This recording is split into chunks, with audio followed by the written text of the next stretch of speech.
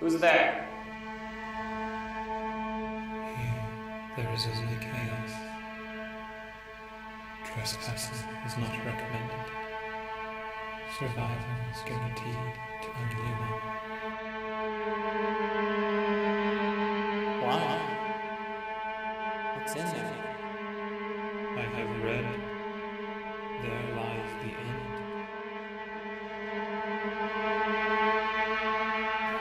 Everyone knows the story of Jeremy Quirk, or at least I thought so. Seeing as people insist on forgetting this inexplicable mystery, I've taken it upon myself to unofficially investigate Jeremy's disappearance on this very campus 4 years ago. But we can't talk about it without talking about the alleged ghost story behind it, the lag corridors.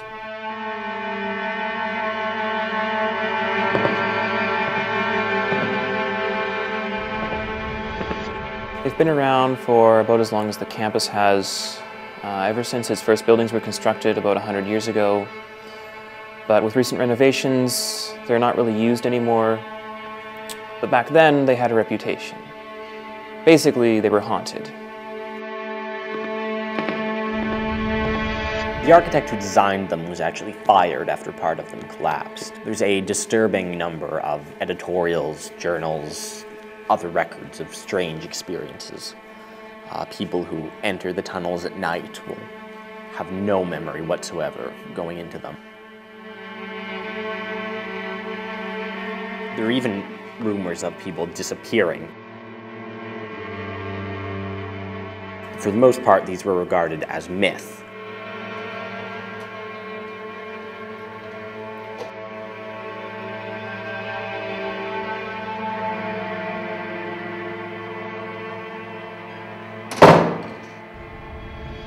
Over a dozen students and professors recall seeing this little oddball in their classes. He was in math, physics, English, history, psychology, music. I think he played the violin. He was in far more classes than was possible.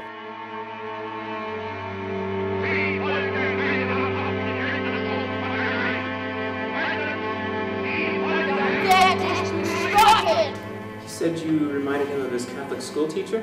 Yeah, which is odd because he once told me he was homeschooled.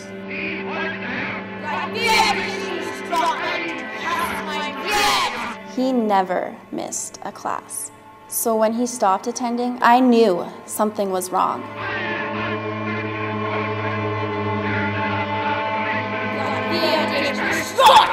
He was a remarkable, bizarre character, but no one was close to him. No one knew for sure where he lived, who his family was. No one had a straight story on him.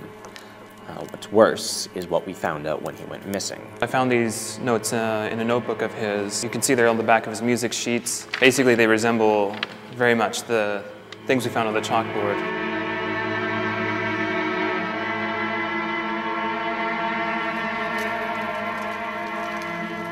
The last thing anyone remembers of him is that he'd been fascinated with this myth of these old haunted corridors. Upon asking professors and university administration, it was discovered that nobody by the name of Jeremy Quirk had ever registered. No one of the same name was in all the classes he was reported to be in. No one dropped these classes around the time of his disappearance. There was no student card, no auditing, no record, nothing. For all intents and purposes, Jeremy Quirk did not exist.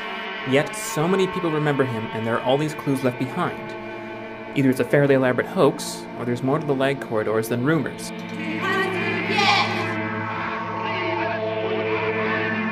One half-baked quantum theory that came up in the 70s is it's an enclosed space where possible universes overlap and actually exist in the same space at the same time. It's chaos, but it's an enclosed chaos. So in order to escape the corridors, only one final state of you can leave.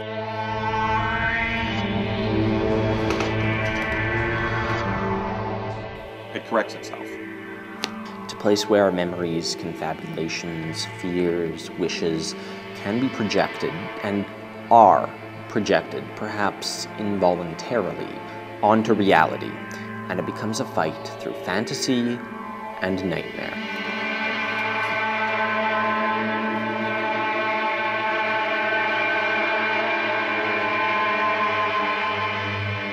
If a place like this really could exist, and I mean theoretically it could, it really doesn't make a lot of sense that we haven't found it by now. I mean, on the quantum scale, you can create two particles simultaneously, change one, and the exact opposite change will happen to the other, but to see that in the macro world, I don't know, it just doesn't seem probable.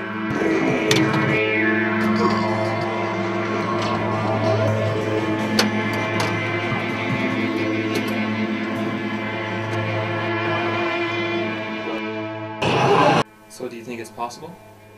Well, anything's possible, but I doubt it. Every time I think it's all bullshit, I just run into another weird coincidence that doesn't make any sense. I don't know. Maybe I'm going crazy. What do you want?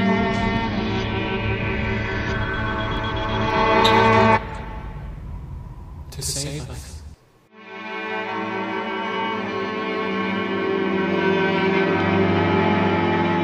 Trespassing is not recommended.